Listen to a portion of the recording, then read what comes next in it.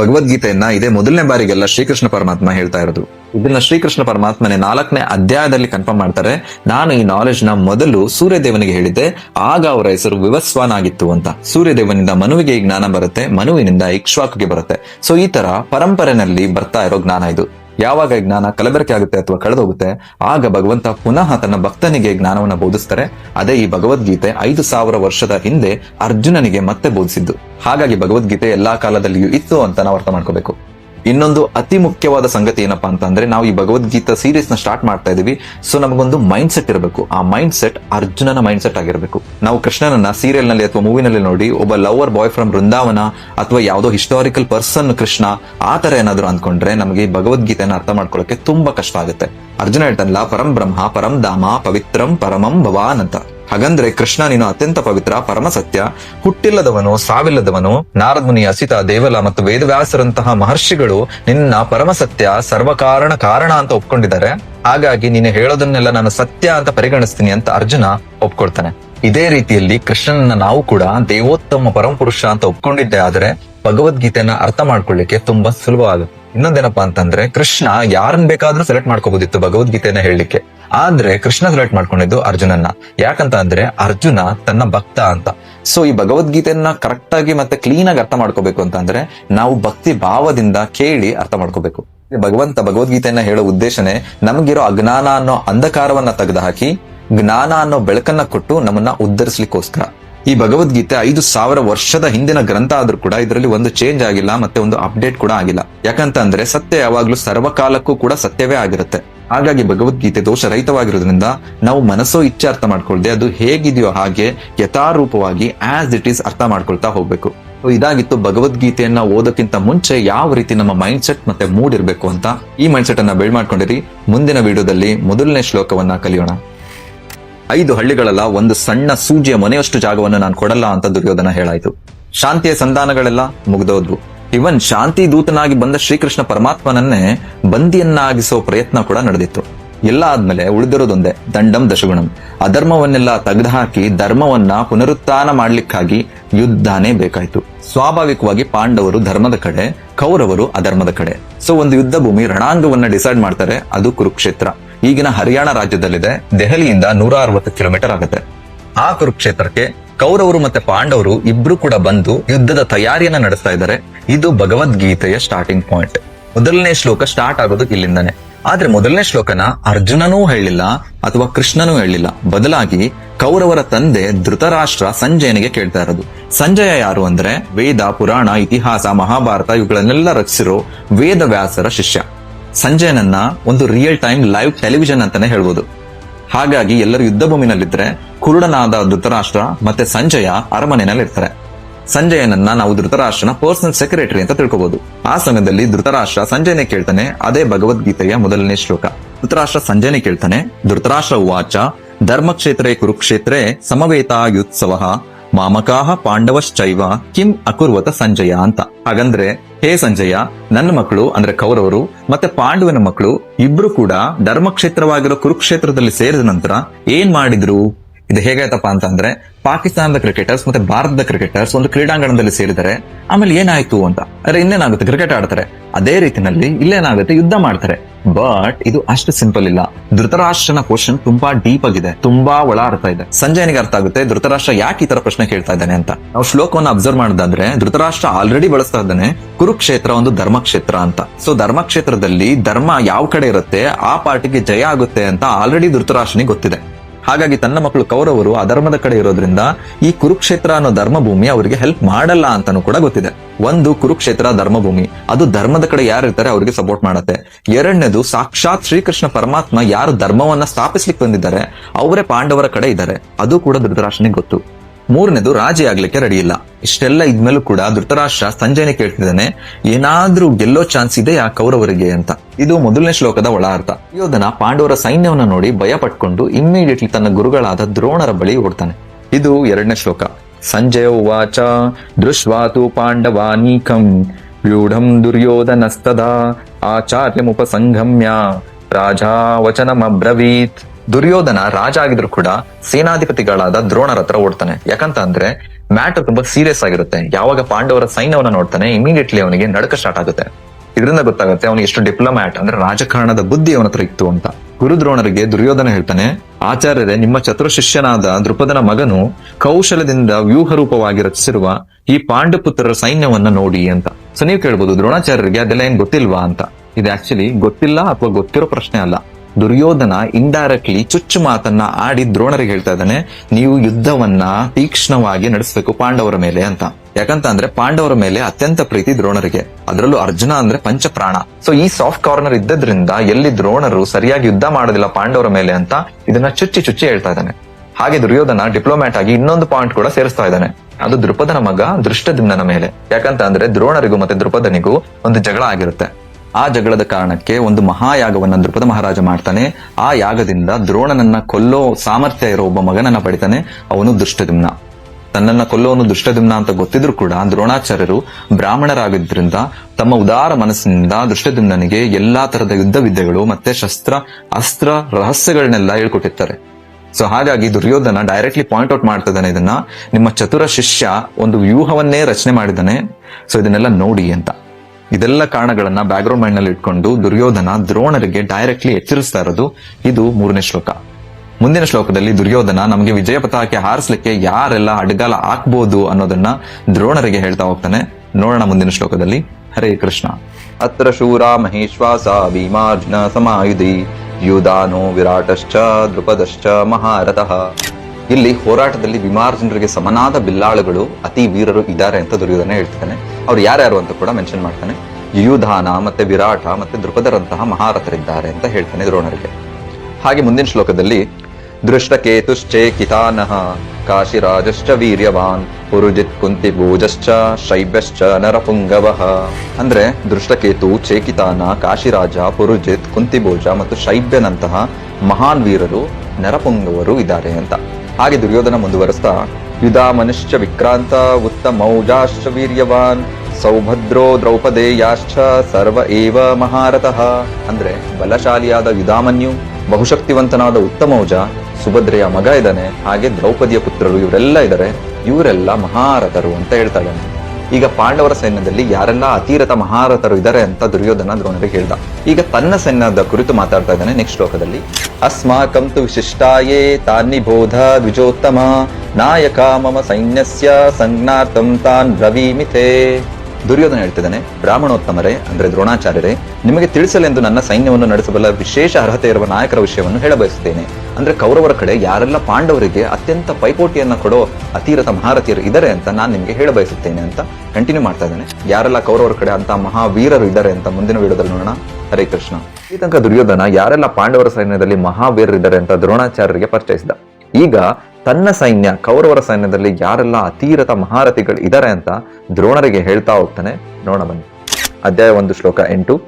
ಭವಾನ್ ಭೀಷ್ಮಶ್ಚ ಕರ್ಣಶ್ಚ ಕೃಪಶ್ಚ ಸಮಿತಿಂ ಜಯಃ ಅಶ್ವತ್ಥಾಮ ವಿಕರ್ಣಶ್ಚ ಸೌಮದತ್ತಿಸ್ತತೈವ ಚ. ಅಂದ್ರೆ ಇಲ್ಲಿ ತಾವುಗಳಿದ್ರ ದ್ರೋಣಾಚಾರ್ಯರು, ಭೀಷ್ಮರಿದ್ದಾರೆ, ಕರ್ಣ ಇದ್ದಾನೆ, ಹಾಗೆ ಅಶ್ವತ್ಥಾಮ, ವಿಕರ್ಣ ಮತ್ತೆ ಸೋಮದತ್ತನ ಮಗನಾದ ಭೂರಿಶ್ರವ ಇದ್ದಾನೆ. ಇವರೆಲ್ಲ ಯಾವಾಗ್ಲೂ ಯುದ್ಧದಲ್ಲಿ ಸೋತೆ ಇಲ್ಲ, ಎಲ್ಲ ಬಲಶಾಲಿಗಳು ಮತ್ತೆ ವಿಜಯಿಗಳಾದವರು ಅಂತ ಪರಿಚಯ ಮಾಡ್ತಾ ಇದ್ದಾನೆ. ದುರ್ಯೋಧನ ಮುಂದಿನ ಶ್ಲೋಕದಲ್ಲಿ ಕಂಟಿನ್ಯೂ ಮಾಡಿ ಹೇಳ್ತಾನೆ. ಅಂದ್ರೆ ಅಧ್ಯಾಯ 1 ಶ್ಲೋಕ 9. ಅನ್ನೇಚ ಬಹವಃ ಶೂರಾ ಮದರ್ಥೇ ತ್ಯಕ್ತ ಜೀವಿತಾಃ ನಾನಾ ಶಸ್ತ್ರ ಪ್ರಹರಣಾಃ ಸರ್ವೇ ಯುದ್ಧ ವಿಶಾರದಃ. ಹಾಗಂದ್ರೆ ನನಗಾಗಿ ಪ್ರಾಣವನ್ನೇ ಕೊಡೋಕೆ ಸಿದ್ಧ ಇರೋರು ಇದಾರೆ ನನ್ನ ಕಡೆ, ಹಾಗೆ ಅನೇಕ ಮಂದಿ ವೀರರಿದ್ದಾರೆ, ಅವರೆಲ್ಲ ಕೂಡ ವಿವಿಧ ಅಸ್ತ್ರ ಶಸ್ತ್ರಗಳನ್ನ ಹೊಂದಿರೋರಾಗಿದ್ದಾರೆ, ಎಲ್ಲ ಯುದ್ಧ ವಿಶಾರದರು ಅಂತ. ಅಂದ್ರೆ ಯುದ್ಧ ವಿಜ್ಞಾನದಲ್ಲಿ ತುಂಬಾ ಅನುಭವ ಇದೆ, ಹಾಗೆ ನಿಪುಣರು ಕೂಡ ಅಂತ. ಭೀಮ ಅಂತ ಅಂದ್ರೆ ಅದೇನ್ ಸಿಟ್ಟೋ ದುರ್ಯೋಧನ್ಗೆ. ಈಗ ಭೀಮನ ಹೆಸರು ತಗೊಳ್ತಾ ಇದ್ದಾನೆ, ಬನ್ನಿ ನೋಡೋಣ. ಅಧ್ಯಾಯ 1 ಶ್ಲೋಕ 10. ಅಪರ್ಯಾಪ್ತಂ ತದಸ್ಮಾಕಂ ಬಲಂ ಭೀಷ್ಮಾಭಿರಕ್ಷಿತಂ ಪರ್ಯಾಪ್ತಂ ತ್ವಿದಮೇತೇಷಾಂ ಬಲಂ ಭೀಮಾಭಿರಕ್ಷಿತಂ.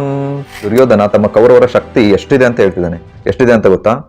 ಅವರ ಶಕ್ತಿ ಅಳತೆಯನ್ನೇ ಮೀರಿದಂತೆ, ಮತ್ತೆ ತಾತ ಭೀಷ್ಮರಿಂದ ನಮಗೆ ಪರಿಪೂರ್ಣ ರಕ್ಷಣೆ ಇದೆ ಅಂತ ಹೇಳ್ತಿದ್ದಾನೆ. ಆಮೇಲೆ ಪಾಂಡವರ ಬಗ್ಗೆ ಹೇಳ್ತಾನೆ, ಭೀಮ ಎತ್ತರದಿಂದ ರಕ್ಷಿಸ್ತಿರೋ ಪಾಂಡವರ ಶಕ್ತಿ ಎಷ್ಟಿದೆ ಗೊತ್ತಾ? ತುಂಬಾ ಮಿತವಾದದ್ದು ಅಂತ ಕೇವಲವಾಗಿ ಹೇಳ್ತಾ ಇದ್ದಾನೆ ಪಾಂಡವರ ಬಗ್ಗೆ. ಭೀಮ ಅಂತ ಅಂದ್ರೆ ಯಾವಾಗ್ಲೂ ಅಸೂಯೆನೇ ದುರ್ಯೋಧನ್ಗೆ. ಯಾಕಂತ ಅಂದ್ರೆ ಅವನಿಗೆ ಆಲ್ರೆಡಿ ಗೊತ್ತಿತ್ತಂತೆ, ನನಗೆ ಸಾವು ಅಂತ ಬಂದ್ರೆ ಅದು ಭೀಮನಿಂದಲೇ ಬರೋದು ಅಂತ. ಹಾಗಾಗಿ ಭೀಮನ ಹೆಸರನ್ನ ತಗೊಂಡು ಹೇಳ್ತಾ ಇದ್ದಾನೆ, ಭೀಷ್ಮರ ಸ್ಟ್ರೆಂತ್ ಅಪರಿಮಿತವಾದದ್ದು, ಆ ಭೀಮನ ಸ್ಟ್ರೆಂತ್ ಏನೇ ಇಲ್ಲ, ಒಂದು ತೃಣಕ್ ಸಮಾನ ಅಂತ. ಆದ್ರೆ ದುರ್ಯೋಧನ ಗೊತ್ತಿಲ್ಲ ಪಾಂಡವರ ಶಕ್ತಿ ಅಪರಿಮಿತವಾದದ್ದು ಅಂತ. ಯಾಕಂತಂದ್ರೆ ಅವರ ಬಳಿ ಇರೋದು ಶ್ರೀಕೃಷ್ಣ ಪರಮಾತ್ಮ. ಈ ತರ ಅಂದಾಜು ಮಾಡಿ ತನ್ನ ಆತ್ಮವಿಶ್ವಾಸವನ್ನು ಹೆಚ್ಚಿಸ್ಕೊಳ್ಳೋದ್ರ ಜೊತೆಗೆ ತಾನೇ ವಿಜಯಶಾಲಿ ಆಗ್ತೀನಿ ಅನ್ನೋ ವಿಶ್ವಾಸವನ್ನು ಕಟ್ಕೋತಾ ಇದ್ದಾನೆ ದುರ್ಯೋಧನ. ಆತ್ಮವಿಶ್ವಾಸ ಹೊಂದಿದ್ರೆ ಸಾಕ? ನೋ, ಸ್ಟ್ರಾಟಜಿ ಇರಬೇಕು. ಸೊ ಇವಾಗ ಮತ್ತೆ ಸ್ಟ್ರಾಟಜಿಗೆ ಬರ್ತಾನೆ. ಏನ್ ಹೇಳ್ತೇನೆ ನೋಡಿ. ಶ್ಲೋಕ 11, 1ನೇ ಅಧ್ಯಾಯ. ಅಯನೇಷು ಚ ಸರ್ವೇಷು ಯಥಾ ಭಾಗಮವಸ್ಥಿತಾಃ ಭೀಷ್ಮಮೇವಾಭಿರಕ್ಷಂತು ಭವಂತಃ ಸರ್ವ ಏವ ಹಿ. ಇದರ ಅರ್ಥ ಏನಪ್ಪಾ ಅಂತಂದ್ರೆ, ಇಲ್ಲಿ ತನಕ ಭೀಷ್ಮರನ್ನೇನೋ ಕೊಂಡಾಡ್ಬಿಟ್ಟ, ಹಾಗಂತ ಭೀಷ್ಮರ್ ಒಬ್ಬರೇ ಇಂಪಾರ್ಟೆಂಟಾ? ನೋ, ಎಲ್ಲರೂ ಇಂಪಾರ್ಟೆಂಟು. ಸೊ ಅದಕ್ಕೆ ಬೇರೆಯವ್ರಿಗೆ ಹೇಳ್ತಾ ಇದ್ದಾನೆ, ಯಾವಾಗ ಭೀಷ್ಮರು ಒಂದೇ ಫೋಕಸ್ ಇಂದ ಪಾಂಡವರ ಮೇಲೆ ಯುದ್ಧ ಮಾಡ್ತಿರ್ತಾರೆ, ಅವಾಗ ಪಾಂಡವರ ಸೈನ್ಯ ಒಂದು ಅಡ್ವಾಂಟೇಜ್ ನ ತಗೊಂಡು ಬೇರೆ ಬೇರೆ ಸೈಡ್ ಇಂದ ಭೀಷ್ಮರನ್ನ ಅಟ್ಯಾಕ್ ಮಾಡಬಹುದು. ಸೊ ನೀವೇನ್ ಮಾಡ್ಬೇಕು, ಇವಾಗ ನಿಮ್ಮ ಸ್ಥಾನಗಳಲ್ಲಿ ನಿಂತು ಭೀಷ್ಮರನ್ನ ಪ್ರೊಟೆಕ್ಟ್ ಮಾಡಬೇಕು. ಯಾಕಂತಂದ್ರೆ ದುರ್ಯೋಧನ ಗೊತ್ತಿತ್ತು, ಭೀಷ್ಮ ಪಿತಾಮಹರಿದ್ರೆ ಮಾತ್ರ ಕೌರವರ ಕಡೆಗೆ ಜಯ ಆಗೋದು ಅಂತ. ದುರ್ಯೋಧನ ಫುಲ್ ಖುಷಿ ಆಗ್ತಾ ಇದ್ದಾನೆ. ಯಾಕೆ ಗೊತ್ತಾ? ಅಧ್ಯಾಯ 1 ಶ್ಲೋಕ 12. ತಸ್ಯ ಸಂಜನಯನ್ ಹರ್ಷಂ ಕುರು ವೃದ್ಧಃ ಪಿತಾಮಹ ಸಿಂಹನಾದಂ ವಿನದ್ಯೋಚ್ಛೈ ಶಂಖದಧ್ಮೌ ಪ್ರತಾಪವಾನ್. ಭೀಷ್ಮಾಚಾರ್ಯರು ಅವರ ವರ್ಣನೆ ಕೊಟ್ಟಿದ್ದಾರೆ. ಕುರುಕುಲ ಪಿತಾಮಹರಂತೆ, ಹಾಗೆ ಯೋಧರ ತಾತ ಪ್ರತಾಪಶಾಲಿಗಳಂತೆ ಇವರು. ಅವರು ದುರ್ಯೋಧನನ ಮನಸ್ಸನ್ನ ಅರ್ಥ ಮಾಡಿಕೊಂಡು ಸ್ವಾಭಾವಿಕವಾಗಿ ಕರುಣೆಯಿಂದ ಅವರ ಶಂಖವನ್ನು ಊದ್ತಾರೆ. ಯಾಕಂತಂದ್ರೆ ದುರ್ಯೋಧನನಿಗೆ ಒಂದು ಹರ್ಷವನ್ನ ಉಂಟು ಮಾಡಲಿಕ್ಕೆ, ಅಂದ್ರೆ ಆನಂದ ಪಡಿಸ್ಲಿಕ್ಕೆ. ಅದು ಹೇಗೆ ಊದಿದ್ರು ಅಂತ ಕೊಟ್ಟಿದ್ದಾರೆ. ಒಂದು ಉಚ್ಚ ಸ್ವರದಿಂದ ಸಿಂಹ ಗರ್ಜನೆಯಂತೆ ಆ ಶಂಖವನ್ನು ಊದ್ತಾರಂತೆ. ಆದ್ರೆ ಇಲ್ಲಿ ಭಾವಾರ್ಥದಲ್ಲಿ ಪ್ರಭುಪಾದ ಹೇಳ್ತಾರೆ, ಆ ಶಂಖನಾದ ಒಂದು ಸಾಂಕೇತಿಕವಾಗಿತ್ತಂತೆ. ಯಾಕಂತಂದ್ರೆ ಅವ್ರಿಗೆ ಆಲ್ರೆಡಿ ಗೊತ್ತಿತ್ತಂತೆ, ನಾನು ಅಧರ್ಮದ ಸೈಡ್ ಇದ್ದೀನಿ, ಮತ್ತೆ ಇದು ಜಸ್ಟ್ ನನ್ನ ಕರ್ತವ್ಯ. ಹಾಗೆ ಧರ್ಮದ ಸೈಡ್ ಯಾರು ಶ್ರೀಕೃಷ್ಣ ಪರಮಾತ್ಮನೇ ನಿಂತಿದ್ದಾರೆ. ನಮ್ಗೆ ಅಂದ್ರೆ ಕೌರವರಿಗೆ, ದುರ್ಯೋಧನಿಗೆ ಯಾವುದೇ ಕಾರಣಕ್ಕೂ ಗೆಲ್ಲೋ ಅವಕಾಶನೇ ಇಲ್ಲ ಅಂತ. ಇಷ್ಟೆಲ್ಲ ತಿಳಿದಿದ್ರು ಕೂಡ ಕರ್ತವ್ಯಕ್ಕೆ ಬಂದಿಯಾಗಿ ಕೌರವರಿಗೆ ಅಥವಾ ದುರ್ಯೋಧನಿಗೆ ಅವರು ಹೆಲ್ಪ್ ಮಾಡ್ತಾ ಇದ್ದಾರೆ. ಯಾವಾಗ ಭೀಷ್ಮರು ತಮ್ಮ ಶಂಖವನ್ನು ಊದ್ತಾರೆ, ಇಮಿಡಿಯೇಟ್ಲಿ ಕೌರವರೆಲ್ಲ ಸ್ಟಾರ್ಟ್ ಮಾಡ್ತಾರೆ ಶಂಖವನ್ನು ಊದ್ಲಿಕ್ಕೆ. ಆ ಶ್ಲೋಕ ಇದು, ಅಧ್ಯಾಯ 1 ಶ್ಲೋಕ 13. ತತ ಶಂಕಶ್ಚ ಭೇರ್ಯಶ್ಚ ಪಣವಾನಕ ಗೋಮುಖಾಃ ಸಹಸೈವಾಭ್ಯ ಹನ್ಯಂತ ಸ ಶಬ್ದಸ್ತು ಮುಲೋಭವತ್. ಹಾಗಂತ ಅಂದ್ರೆ ಭೀಷ್ಮರ ಶಂಖನಾದ ಕೇಳ್ತಿದ್ದಂಗೆ ಎಷ್ಟೋ ಶಂಖಗಳು, ಬೇರುಗಳು, ಕಹಳೆ, ತುತ್ತೂರಿ, ಕೊಂಬುಗಳು ಮೊದಲಾದ ವಾದ್ಯಗಳು ಇದ್ದಕ್ಕಿದ್ದಂತೆ ಒಟ್ಟಿಗೆ ಸೌಂಡ್ ಮಾಡ್ತವೆ. ಮತ್ತೆ ಆ ಶಬ್ದ ಹೇಗಿತ್ತು ಅಂತಂದ್ರೆ ಸಿಕ್ಕಾಬಟ್ಟೆ ಜೋರಾಗಿರುತ್ತೆ, ಭೀಷಣವಾಗಿತ್ತು ಅಂತ ಹೇಳ್ತಾರೆ. ಆ ಧರ್ಮದ ಕಡೆ ಇರೋ ಈ ಕೌರವರೇ ಇಷ್ಟೊಂಡೆಲ್ಲ ಸೌಂಡ್ ಮಾಡಿದ್ಮೇಲೆ ಪಾಂಡವರು ಸುಮ್ಮನೆ ಇರ್ತಾರ? ಈಗ ಶ್ರೀಕೃಷ್ಣ ಪರಮಾತ್ಮನ ಎಂಟ್ರಿ ಆಗ್ತಾ ಇದೆ.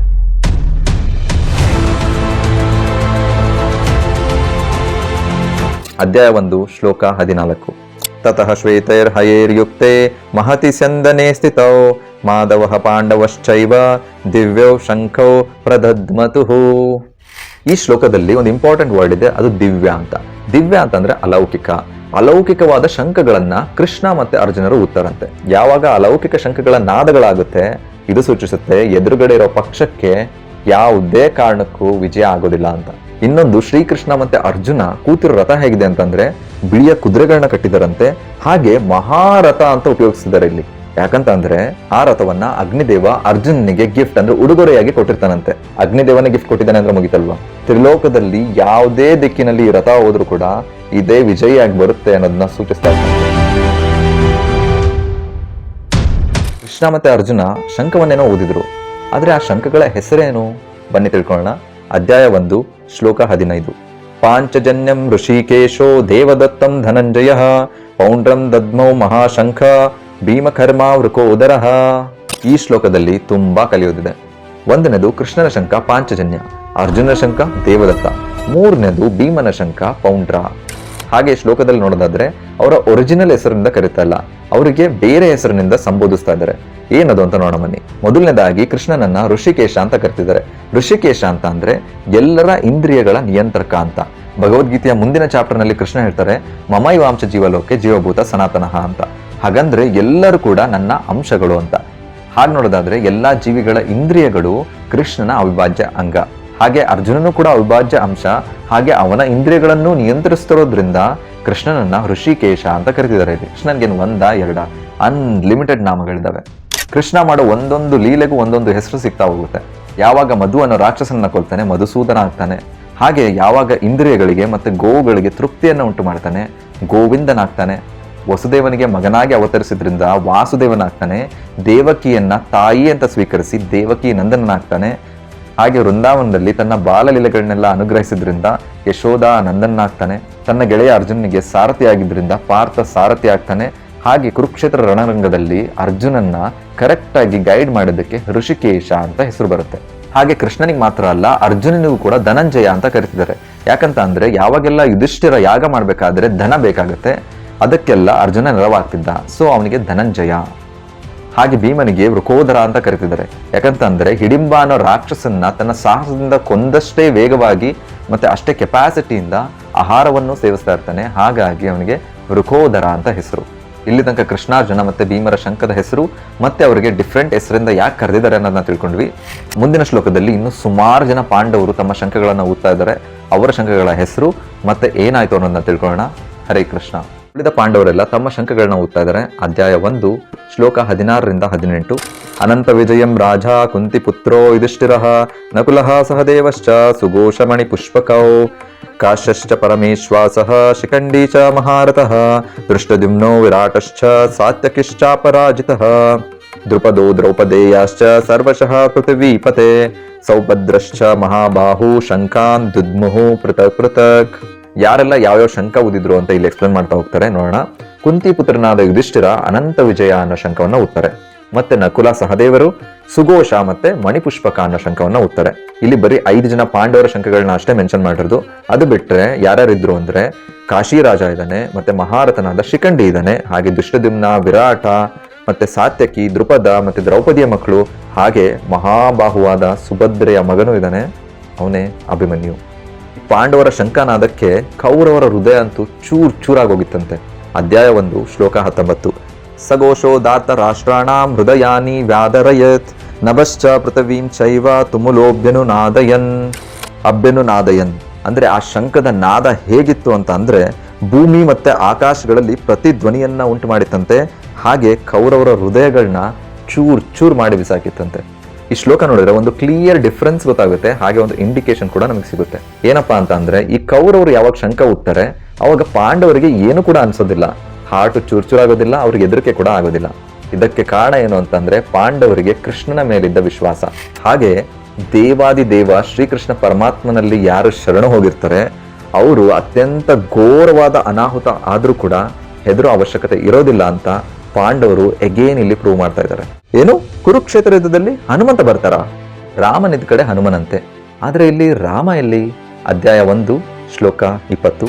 ಅತ ವ್ಯವಸ್ಥಿತಾನ್ ದೃಷ್ಟ್ವಾ ದಾತರಾಷ್ಟ್ರಾನ್ ಕಪಿಧ್ವಜಃ ಪ್ರವೃತ್ತೆ ಶಸ್ತ್ರ ಸಂಪಾತೆ ಧನುರುದ್ಯಮ್ಯ ಪಾಂಡವಃ ಋಷಿಕೇಶಂ ತದಾ ವಾಕ್ಯ ಮಿದಮಾಹ ಮಹೀಪತೆ. ಲೋಕದಲ್ಲಿ ಕಪಿಧ್ವಜ ಅಂತ ಇದೆ, ಹಾಗಂದ್ರೆ ಅರ್ಜುನನ ಧ್ವಜದಲ್ಲಿ ಹನುಮಂತನಿದ್ದನಂತೆ. ಹನುಮಂತನಿದ್ಮೇಲೆ ಎಲ್ಲಾದ್ರೂ ಸೋಲೋ ಮಾತಿದ್ಯಾ? ನಮ್ಗೊತ್ತು, ರಾಮಾಯಣದಲ್ಲಿ ರಾಮ ಮತ್ತೆ ರಾವಣರ ಕದನದಲ್ಲಿ ಹನುಮಂತ ರಾಮನ ಕಡೆ ಇರ್ತಾನೆ. ಸೊ ಹಾಗಾಗಿ ರಾಮನಿಗೆ ಜಯ ಆಗುತ್ತೆ. ಅಂದ್ರೆ ರಾಮ ಮತ್ತೆ ಹನುಮಂತ ಎಲ್ಲಿರ್ತಾರೆ ಆ ಪಾರ್ಟಿಗೆ ಜಯ ಆಗೇ ಆಗುತ್ತೆ ಅಂತ. ಹಾಗಾಗಿ ಅರ್ಜುನನಿಗೆ ಸಹಾಯ ಮಾಡೋಕೆ ಅಂತ ಹನುಮಂತನೇ ಧ್ವಜದಲ್ಲಿ ಬಂದು ಕೂತಿದ್ದ. ಯಾಕಂತ ಅಂದ್ರೆ ಶ್ರೀರಾಮನು ಕೂಡ ರಥದಲ್ಲಿದ್ದ. ಯಾರು ಅಂತೀರಾ? ಬೇರೆ ಯಾರು ಅಲ್ಲ, ಶ್ರೀಕೃಷ್ಣ ಪರಮಾತ್ಮನೇ ಶ್ರೀರಾಮ. ಸೊ ಎಲ್ಲಿ ಶ್ರೀರಾಮ ಅಂದ್ರೆ ಶ್ರೀಕೃಷ್ಣನಿರ್ತಾರೆ, ಅಲ್ಲಿ ಹನುಮಂತ ತನ್ನ ನಿರಂತರ ಸೇವಕನಿರ್ತಾರೆ. ಹಾಗೆ ತನ್ನ ಧರ್ಮಪತ್ನಿ ಭಾಗ್ಯಲಕ್ಷ್ಮಿಯೂ ಕೂಡ ಇರ್ತಾರೆ, ಅದೇ ಸೀತಾಮಾತೆ. ಇಷ್ಟೆಲ್ಲ ಇದ್ಮೇಲೆ ಅರ್ಜುನನ್ಗೆ ಭಯ ಪಟ್ಕೊಳ್ಳಕ್ಕೆ ಯಾವ ಕಾರಣನೂ ಉಳಿದಿಲ್ಲ. ಹಾಗಾಗಿ ಶ್ಲೋಕವನ್ನ ನೋಡೋದಾದ್ರೆ ಅರ್ಜುನ ತನ್ನ ಗಾಂಡೀವ ಅನ್ನೋ ಧನಸ್ಸನ್ನ ಎತ್ಕೊಂಡು ಬಾಣಗಳನ್ನು ಕೂಡ ಎತ್ಕೊಂಡು ಯುದ್ಧಕ್ಕೆ ರೆಡಿ ಆಗ್ತಾನೆ. ಹಾಗೆ ಅರ್ಜುನ ಧೃತರಾಷ್ಟ್ರನ ಮಕ್ಕಳ ಕಡೆ ನೋಡಿ ಈ ಮಾತನ್ನ ಹೇಳ್ತಾನಂತೆ. ಏನಾ ಮಾತು ಅನ್ನೋದನ್ನ ಮುಂದಿನ ಶ್ಲೋಕದಲ್ಲಿ ನೋಡೋಣ. ಹರೇ ಕೃಷ್ಣ.